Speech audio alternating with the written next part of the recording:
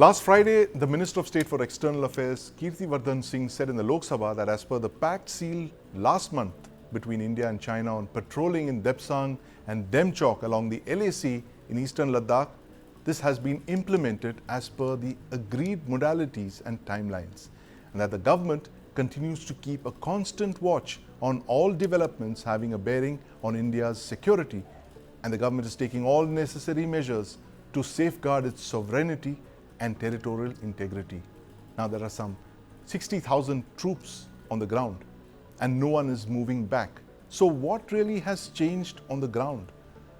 Where are we with the 3 Ds? Disengagement, de-escalation and de-induction of troops. Joining me to discuss this, I have with me Lieutenant General Rakesh Sharma, Dr. Srikant Kondapalli, and in the studio is my colleague Nivriti Mohan. Nivriti has travelled there when the face-off was on, and now, of course, more recently after the disengagement. Welcome to the News9 Plus show. General Sharma, I want to start by asking you this. What has really changed on the ground? How significant was the agreement with the Chinese last month? And what would you really look forward to in the days ahead? There's a statement that was to come from the External Affairs Minister that's delayed by a day. But what would be your lookout as a security analyst from the LAC in Ladakh? So thank you, Sandeep, for inviting me, and it's good seeing Nivriti here back into terra firma from Neoma, which we saw her the other day. Now, the fact is that it's a positive development. There is an agreement held, and the agreement has brought about some kind of sanity into the kind of tensions that existed on the line of actual control. So in many ways, it's a great positive. Yes. Now, that's first part. Second is that you mentioned about agreed modalities and timelines, which was stated by the Minister of State for External Affairs. So that agreed modalities and timelines as a word which has been stated by you are not exactly in the open domain as yet, and we are looking forward to the External Affairs Minister's statement today. But having said that, without knowing exactly what has been decided in this thing, it is still a positive step. One is that we got a toehold back into the Depsang Plateau. Every which way that we were patrolling Depsang Plateau, which was not alone along Raki Nala that we all know about and which has been agreed now. The other places to patrol were also through the Galwan Valley or from the Konkala passes and hot springs area. Right. All these areas had been blocked and now buffers have been created there. Yes. So the only way left out was this Raki Nala to go across there. So we had actually been denied this thing totally. Now we got a toehold. So as the news brought out by the media tells us, and whatever has been released by the army, we have done a patrol, and the patrol has gone up to say patrol point 10 or something. So on Depsang, we have a toehold. We have put a foot there. Have we completed the patrol across from 9 to 13? Well, I am not sure about it, but I would like to hear more on whether the modalities include 13. Now, the Chinese sent a patrol probably down on own side, which they have been claiming up to Burse, whether it reached Burse or it was stopped short of Burse to some other area and told to go back or some in the modalities. It is Burse has not been included as part of it.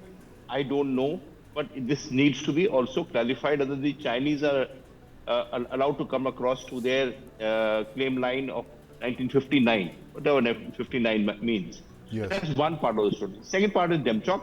On Demchok, there was a face-off, and the face-off was on the Demchok Nala, which is also called places CNN, the Chardingla Nilung Nala Junction. So, till where, what place has the modalities been decided to patrol ahead along the Chardingla Nilung Nala, or it's only up to the CNN Junction? Again, the modalities are not known. Earlier times, I remember we used to patrol much further ahead into this area. But at least, the face-off and the standoff, which was actually face-to-face in both these places has been called off. So it stopped being de-escalating. And I'll add on to one more issue. Yes. Some of these satellite imageries which have come out across of Depsang Plateau, the Chinese withdrawal from Bai Junction 1, Bai Junction 2, has just moved about 5 to 7 kilometers behind on the Twitter, there are some photographs to show that they have moved backwards, but it's not credibly gone too back. So they are in proximity of these areas, uh, and they have not caused any deinduction. You see the photographs of the kind of road infrastructure created in this area, exactly what we are patrolling, and to TWD, which is opposite, say, DBO, Dorot Bay Goldie, there is a web of roads and which has come out. So the threat being posed by the infrastructure development and the Yes. location of forces that the Chinese have exists there. And Right. therefore, the other Ds that you're referring to, de-induction and de-escalation, doesn't seem to be in the cards now. Right. Maybe in future this will come up for discussion. Yes, yes, absolutely. It will come up for discussion in the future. But let me go over to my colleague Nivriti, who's just returned from Ladakh a few days ago. Nivriti, we were talking about how things have changed on the ground. Tell us, you've been there twice over the last 1 year. How have things really changed on the ground? I went there in August 2023 and we could see the developments happening over there, the roads being built and other things happening, the telecommunication lines being spread. But the roads were being developed, they were not developed. Right. And exactly after 1 year when you go there and you are surprised and amazed to see the kind of development that has taken place, the road which had just started a year ago, it is almost complete now, and Yes. it is a blacktop road running along the LAC 121 kilometers road. So the which is speed called, of infrastructure is really increased. the and speed that, of infrastructure has increased, yes. and when I went there in 2023, I did not see any bunkers over there. Right. But I could see this time around the mountains were spread with bunkers all around. Yes. That talks about the alarming situation Yes. that must have been there. Right, absolutely. I totally understand that, because the Indian Army wouldn't, want to be taken by surprise, a second time after what happened in 2020. But Dr. Srikanth Kondapalli, this General Rakesh Sharma mentioned that, disengagement might have happened. De-escalation and de-induction seem to be a remote possibility, and Nivriti has seen the kind of infrastructure both on our side and on their side. This infrastructure doesn't signal, the fact that both sides are likely to climb down from this anytime. It's about staying and not about leaving, that infrastructure. Do you see this as a possible agenda point for talks in the future between India and China, that you can't have such large numbers of troops literally eyeballing each other, maybe not the way they were until last month, but surely, to keep such large numbers of troops, almost 2 corps on both sides, is a possibility of, flashpoints like Galwan happening. What are your thoughts on this? Well, as General Rakesh Sharma mentioned, this is a work in progress, and I think positive in larger context. The ground reality, of course, is, as you mentioned, there is the troop presence, substantial on both sides. The de-escalation process has not begun, patrolling only partly. So the core commander level meetings that were held before, they suggested and endorsed by the 2 defense ministries in February 2021 that there will be disengagement, de-escalation in all friction points. Right. And we have seen the Depsang and Demchok being one of the areas, some of the areas, but not all. So we need to wait for the progress of discussion in relation to the other sectors, especially between patrol points 10 to 17, Yes. which is the most controversial ones. There is some progress in this regard, yet I think we have not reached the final stage. There is the buffer zones, there is the patrolling, all these also need to be factored in. So it's a work in progress as of now. We do not know exactly how much has been done. The Defense Ministry of China, the spokesperson, Colonel Wu mentioned about great progress, Right. and he said that the Chinese dragon and the Indian elephant are in a harmonious dance. Right. So one doesn't know what exactly that does that mean, but the local level commanders would know what exactly that means. And will there be a friction in future? Quite possible. If there is no progress in regard to what the two defense ministries have mentioned 3 years ago, 2 years ago. So we are still at the 2021 level Right. in terms of looking at the border situation. So I guess we need to wait for a while to see what is exactly happening on the ground. Right. General Sharma, wait and watch, as Dr. Srikanth mentioned on the LAC. How soon will it be before this could be taken up at the highest levels? I'm fully aware of the fact that it is right now at the NSA level, the boundary talks. But at what point do we see this being taken up by, say, Prime Minister Modi and President Xi Jinping? The fact that we need to settle the boundary issue possibly in the next couple of years to avoid such incidents from reoccurring of the flashpoints that we saw in Galwan. Do you see this as coming up in their agenda points, or will this be again a pre-2020 kind of situation where both sides agree to keep the border issues aside and move on other areas as well? So this kind of forecasting and thinking of the future is not easy, Sandeep. And I agree Yes. with what Professor Kondapani has said. I do not like the harmonious dance that they talk about. Everything is double meaning when it comes from China.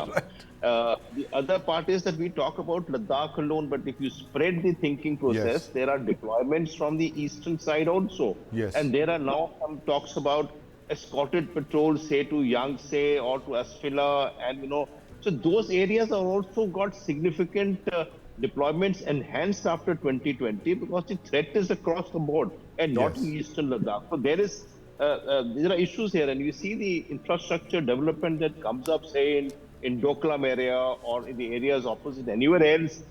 There is tension here. So that's one part of the thing I say. One doesn't know what escorted patrols mean. This is a new terminology around here. Yes. It's not joint patrolling, but escorted. So there can be issues here on the eastern side as well as in Ladakh. The second point is that, you see, finally, it is the staff work. By staff work means at the ministerial level and Yeah. at lower levels that they have to get around to find a via media of as to how the things will progress hereafter. Then only the principals ought to meet. Till the time the preliminary work is done at the Ministry of Defense, at the Corps Yes. Commanders level and the Ministry of External Affairs, nothing significant will come out at the principals level because they would just endorse the thing of having peace across there. It means that, the SR level, which is starting now, and SR was supposed to be a political thought process of a matching of mind. They were political representatives. Yes. So if the SR talks begin in this manner and they make a headway, then alone we can think about the next level which comes out to President Xi and Prime Minister Modi. Right. So the SR level is, you're in favor of that, the SR level talks yielding results before it can move up the chain. Now, a quick follow-on question, General Sharma. For the last 4 years, the Indian Army has been forward deployed, in a sense, on a state of not a high alert but readiness all along this 2,000-kilometer LAC. Will this be the shape of things to come through this decade and beyond, or is this at some point going to become a Siachen kind of exercise for us, where we end up spending a whole lot of budgetary resources on maintaining a readiness level along the Himalayas? So Sandeep, again, a very difficult question. The fact of the matter is that, people who have been there and Riti has come there, it is very inhospitable terrain. Yes.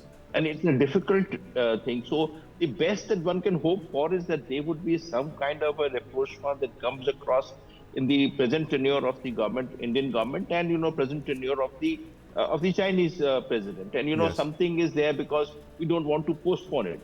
But I think to talk about this requires trust. And trust is very difficult to be achieved after what has happened here. And we Absolutely. shouldn't actually talk trust. We'll be lulled into problems again in case we have start talking about trust at this juncture. So Absolutely. while I'll Yes. say I should have hope, but I'll finish by saying that I do not foresee anything dramatic happening in the near future. Nothing dramatic in the near future. And you know what you mentioned with the trust, the breakdown of trust. There's another word that I'm sure the army is equally wary of, which rhymes with trust, which is thrust, which is what happened in 2020. And Dr. Srikanth, the fact that trust is held hostage by thrust, by the Chinese thrust. Does it look at? Are you looking at a possible Siachinization of the LAC in the near future over the next couple of years? Very large numbers of Indian soldiers manning the LAC, the infrastructure build-up continuing as Nivriti has been carefully documenting in terms of airfields, roads, bridges, all of that. This Siachinization will continue as long as trust is a major issue. What would it really take for the two countries to actually finally de-induct on both sides? What is the trust factor that you'd be looking at? I think already we have the LOCization of the Yes. LAC Right. in terms of the mobilization of the forces since Galwan incident. So that is already happening at the moment. So what does it take to kind of disengage, de-escalate? The trust levels have been broken down on June 15, 2020. Yes. There is no going back on this, and we are not witnessing any clear statements from China in this regard, nor actions. For instance, the current level of disengagement, there is still the Depsang Plains area. There are still some areas, Gogra Heights, Hot Springs, Kunkala. Yes. In these places, we still have problem. And not to mention about the entire LAC, where we have the mobilization.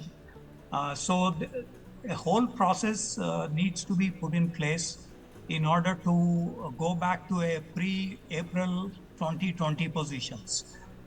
So will the Chinese really do this? It is very doubtful, because when October 21st statement came, it was the Chinese assessment that President Trump is going to win, Yes. and then he is going to impose tariffs 60% to 100%.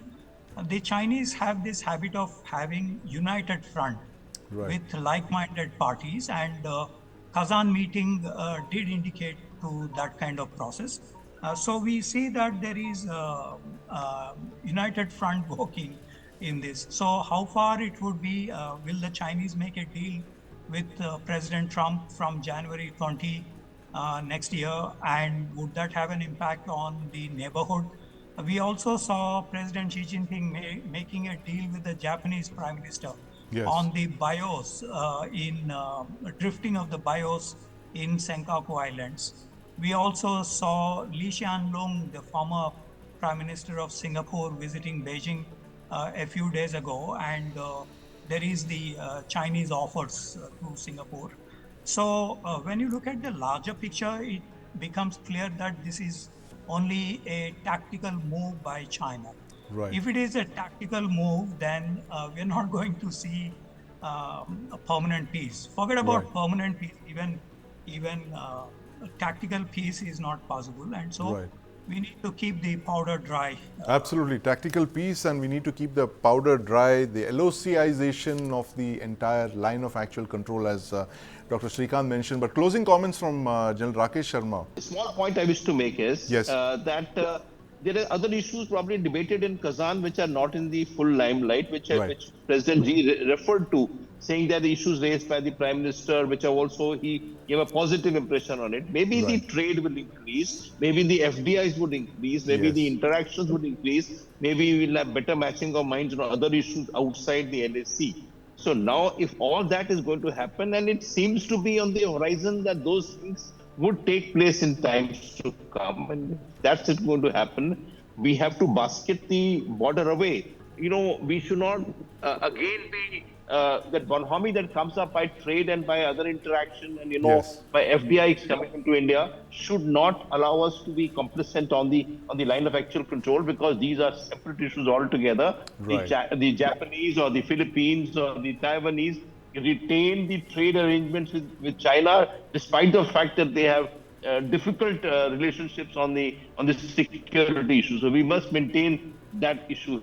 Absolutely. We have to be very clear-eyed on what the Chinese are offering us, because as our panelists have just told us that trust was the biggest casualty on the LAC in June 2020, and the fact that this trust now is held hostage by another rhyming word, that's thrust, is something that is the elephant, or rather the dragon in the room while we're dealing with China, and watching out for those statements that are yet to come from India's External Affairs Minister, Dr. Jaishankar. But thank you very much for joining us, gentlemen, and of course my colleague Nimriti Mohan.